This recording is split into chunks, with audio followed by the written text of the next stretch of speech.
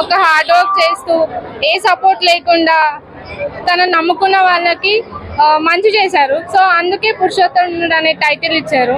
ఈ మధ్య రాష్ట్రం పైన మీడియాలో చాలా నెగటివిటీ స్ప్రెడ్ అవుతుంది మేడం. సినిమా పైన ఏమైనా ఇంపాక్ట్ అయ్యే ఛాన్స్ ఉంది? మూవీ పైన ఇంపాక్ట్ అవ్వదు, ఇది ప్రొఫెషన్, అది పర్సనల్ కదా. సో అలా కనెక్ట్ చేయడం కరెక్ట్ కాదు. నేను జనరల్ గా మూవీస్ అందులో ఒక డైలాగ్స్ ఉంటాయి. నేను ఎవరిని కొట్టాను, కొడితే మర్చిపోయేదాకా కొట్టాను. సో అదే డైలాగ్ నేను కొట్టాను. జనరల్ గా మూవీస్ చూస్తే మంచి మూవీస్ చూస్తాను. చాలా బాగుంది. 5కి 4 ఇవ్వచ్చు. కాన్సెప్ట్ చాలా బాగుంది.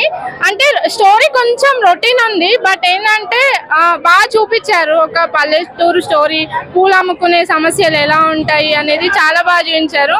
ఇందులో డైలాగ్స్ అండ్ అన్ని చాలా బాగున్నాయి. ఈ మూవీ అయితే ప్లస్ అయితే అంటారా? తప్పకుండా అవుతుంది.